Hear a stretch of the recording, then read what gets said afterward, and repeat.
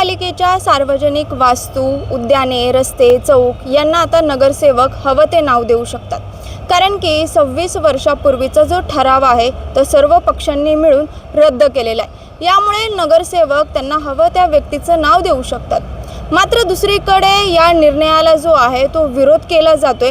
तसंच नगरसेवक आता त्यांच्याच नातेवाईकांचं नाव एखाद्या प्रकल्पाला देऊ शकतात आणि त्याची शक्यता आता वाढलेली आहे, अशी दबक्या आवाजात सध्या चर्चा सुरू झालेली आहे. त्याच्यामुळे हा ठराव कोणता रद्द करण्यात आलेला आहे, नगरसेवक त्यांना हवं ते नाव कशा प्रकारे देऊ शकतात आणि महत्त्वाचं म्हणजे याला विरोध का केला जातोय, पाहूयात याचाच हा स्पेशल रिपोर्ट.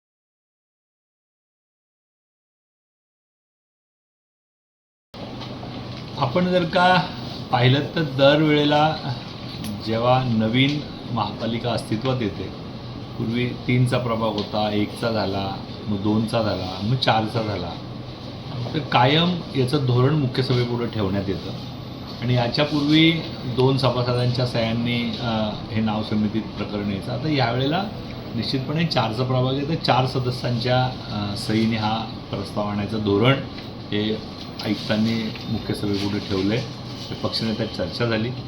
यात एक जुना ठराव होता की मोठ्या प्रकल्पांना ही थोर पुरुषांची नावं द्यावी. तर थोर पुरुषांची नावं देण्याला कोणाचंच दुमत नाही. मोठ्या प्रकल्पांना अनेक थोर पुरुषांची नावं देण्याचा प्रघात आहे आणि ती द्यावीच. किंवा या शहरातही अशी काही लोक आहेत की ज्यांचं कॉन्ट्रीब्युशन हे फार मोठं आहे, परंतु नॅशनल लेवलला त्यांचं नाव गेलं नसेल. मग त्यात माजी महापौर असतील, माजी खासदार असतील, या शहराचे केंद्रीय मंत्री असतील, म्हणजे सुरेशभाई करमाडे असतील, त्याचप्रमाणे आजी माजी आमदार असतील, ज्यांचं ह्या शहरात एक मोठं कॉन्ट्रीब्युशन आहे, अशाही लोकांची नावं देण्यासंदर्भातला विचार हा पक्षनेत्यांच्या सभेत सर्वपक्षीय नेत्यांनी घेतला आणि असं सांगितलं की सगळ्या मोठ्या प्रकल्पांची नाव देण्याची जो काही प्रक्रिया असेल ही महापौरांच्या अध्यक्षतेखालील सर्व पक्षीय पक्षनेत्यांच्या समोर यावीत आणि त्यात त्याचा निर्णय व्हावा आणि जेणेकरून त्याला योग्य स्वरूपाचा असं एक धोरण किंबहुना एक नियम आपण करावा आणि सगळ्या ह्या समाजात ज्यांचं कॉन्ट्रीब्युशन आहे राष्ट्रीय स्तरापासून शहर स्तरापर्यंत त्यांचा नाव देण्याचा निर्णय व्हावा, अशा प्रकारची एक जी नियमावली ती आम्ही आत्ता अस्तित्वात आणतो आहे. त्याला कुठल्याही जुन्या धोरणाला विरोध नाही. जुनं धोरण अस्तित्वात ठेवूनच नव्याने काही त्यात ॲड करता येईल का, या शहरातल्या अनेक मान्यवरांसाठीचा ज्यांनी इथं भरपूर काम केलं आहे अशा लोकांसाठीचा हा विचार करण्यात आलेला आहे आणि अशा प्रकारचं धोरण मुख्य सभेपुढे विचाराधीन आहे. मुख्य सभा त्याच्यावर निर्णय घेईल.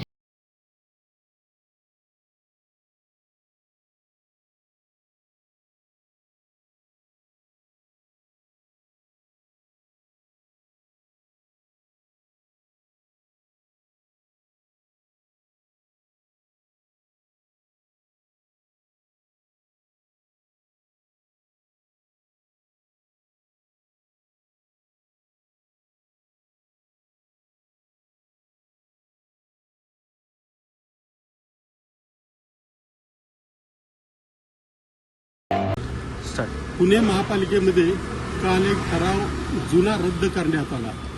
अनेक वर्षांपूर्वी पालिकेच्या मिळकती मालमत्ता ज्या आहेत, पुणे हे सांस्कृतिक शहर असल्यामुळे त्या मालमत्तांना शास्त्रज्ञ, ऐतिहासिक व्यक्ती, मान्यवर यांची नावं द्यावीत असा ठराव झाला होता.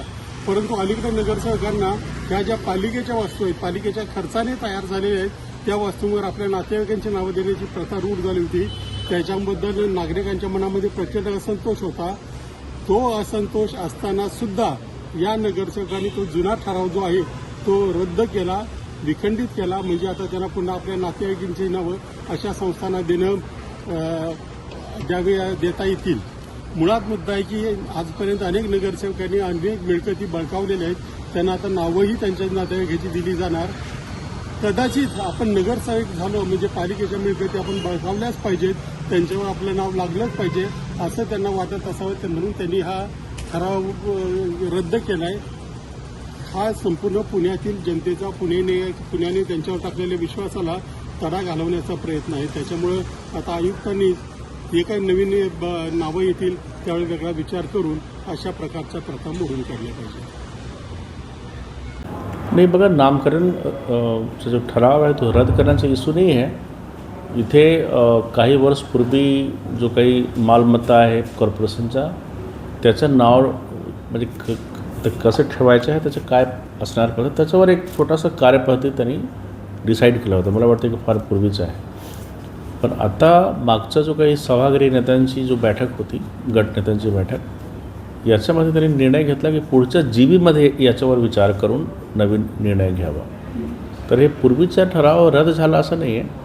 मात्र एवढे आहे की जीबीमध्ये हा विषय नव्याने येणार आहे आणि ते नामकरणच्या बाबतीत एक नवीन कार्यपद्धतीमध्ये ठरवण्यात येईल.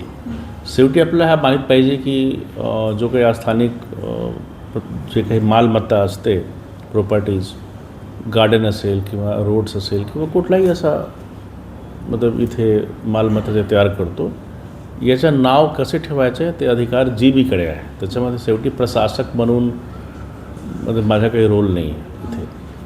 पण शेवटी कसं आहे की आम्ही असं आम्ही आमचा सल्ला देत असतो की तुम्हाला काय करायला पाहिजे. स्थायी समितीचे अध्यक्ष श्रीनाथ भीमाले यांच्या वडिलांचे नाव काही दिवसांपूर्वी बाणेरमधील जे कर्करोगाचं जे रुग्णालय बनलेलं आहे त्याला देण्यात आलं होतं.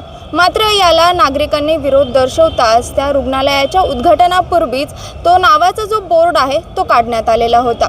मार्च 2022 ते फेब्रुवारी 2026मध्ये प्रशासकीय राजवट होती.